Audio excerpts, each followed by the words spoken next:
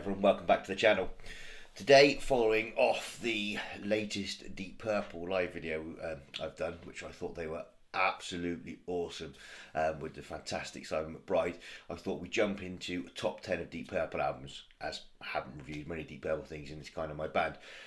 There's 22 albums-ish in total, give or take 21, 22, something like that. So I'm going to keep it to a top 10, nice and concise, or as concise as they can be, because they've been going for so flipping long now. We'd be here all day, and if we added the live albums in, then I think I'd probably do a couple of videos a week for the next year on that. So let's keep it to the top 10 albums, studio albums, no lives. I'll talk about some live albums down the line at some point, because that's where a lot of the bands that I like, the Zeppelins, and the like, DC's, Purples, Rainbows, they all made their name because they were unbelievable live. So, top 10 Deep Purple albums. At number 10, I would have Abandoned. Now, this was my first taste of Steve Morse.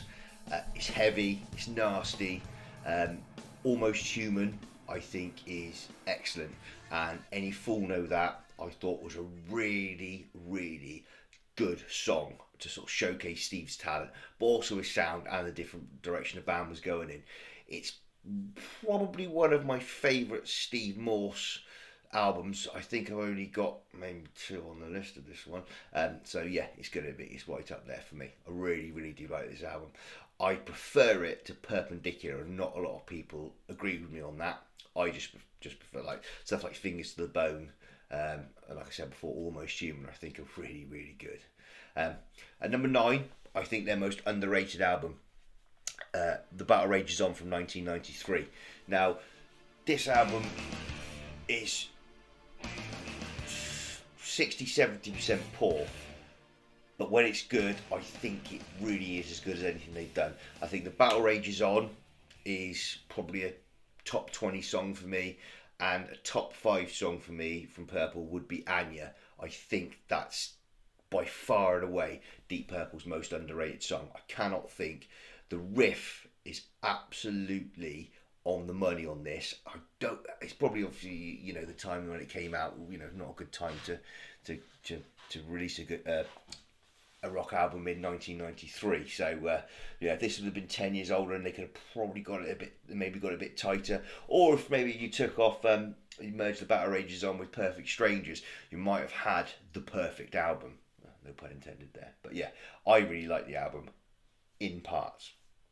Number 8 would be with Coverdale and Hughes, and that would be Stormbringer from 1974. This is a really, really good album and a really good follow-on. The Coverdale and Hughes era are obviously summed up best in one specific album, but we'll talk about that later.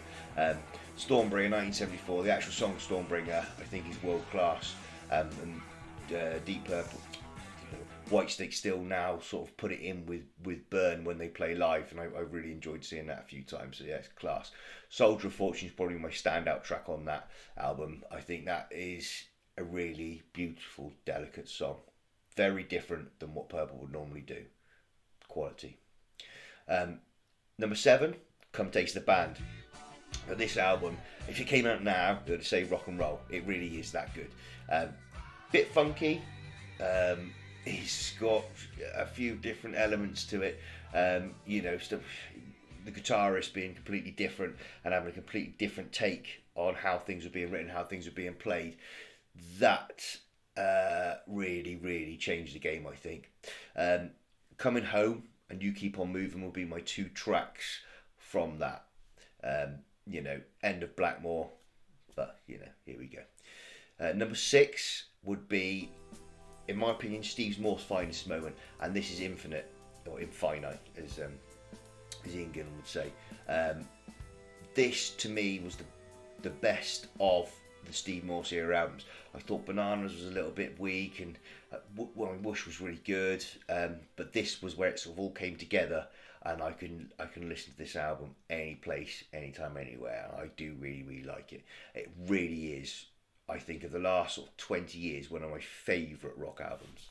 And number 5, 1971, would be Deep Purple Fireball. Obviously Deep Purple's in the top 10. This has a couple of tracks on it, most notably for me, Fireball, and for most of the Deep Purple fans, and the cracking Ian Pace intro on this. It really is good. Demon's Eye would be my other pick from this album. Really nice and funky riff. It followed on from In Rock. Volume came down, aggression came down a little bit. Not my favourite Purple album, you see number 5, but it really has some enough on there to go, yeah, I'll have some of that. And yeah, good album all the way through. I actually quite like Anyone's Daughter as well. I think that's quite a fun track. At number 4 would be the Massive Reunion, and that would be Perfect Strangers from 1983, 84. So when Blackmore came back, dropped Rainbow, Gillan dropped Gillan, the Gillan Band, and they all came back for this album. This was a strong album. Nice. I can't put it any higher than 4th because of the three that the three that are going to come before this. They're just too iconic. But out of all, Purple have 3 iconic albums, like really iconic albums, and everything else behind that they can change positions here and there. If you wanted to put Fireball in 4th and put Perfect Strangers back in 7th and bring it back, I think you could. I think it's quite an easy argument to have. Love the track Perfect Strangers. My favourite track from the album, and the one I'd pick if anyone was going to listen to the album and didn't know about it, would be Knocking at Your Back Door. That's a cracker. So number 3, this was an easy one. This was actually the first one on my list, because I knew it was going to be number 3. Number 2 and number 1, I'll let you choose that one actually. So number 3 be Machine Head. Probably their most commercially successful album ever. We had Lazy, Highway Star, and obviously the iconic Smoke on the Water.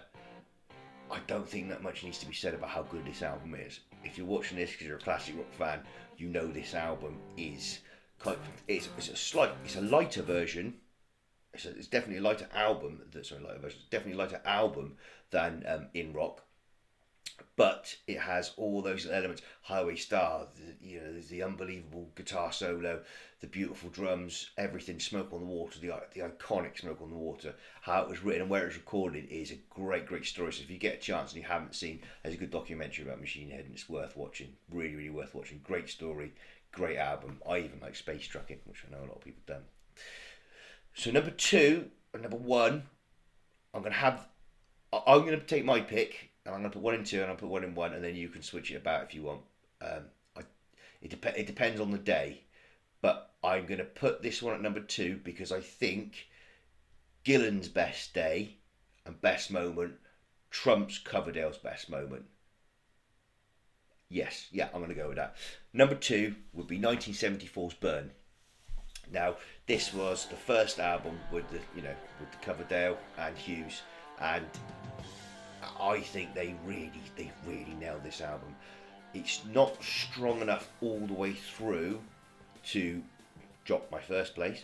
I don't think, but maybe again on its day. It really is. It's that tight for me between first and second. Their debut is pretty much as strong as any rock album could ever get. Burn, Mistreated. It got to be in anyone's top 10 Deep Purple tracks of all time. As a heavy blues track, Mistreated is pretty much the greatest thing I've ever heard. And my favourite rock track of all time would be between Burn and Stargazer. So this is how much I like this track, and they would be the 2 of my picks for the album. At number 1, I think I don't think it's controversial to say that this is Gillan's best moment by a mile. He's had so many great moments, but this is a landmark in rock. This is, to me, equal to Zepp 4, equal to Black Sabbath, equal to Cream.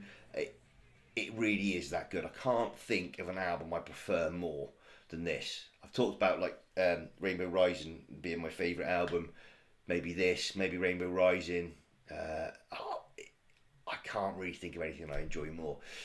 Child in Time on this is really about as good as a progressive rock track gets. And if you listen to it now, it's still quite poignant, which I quite like.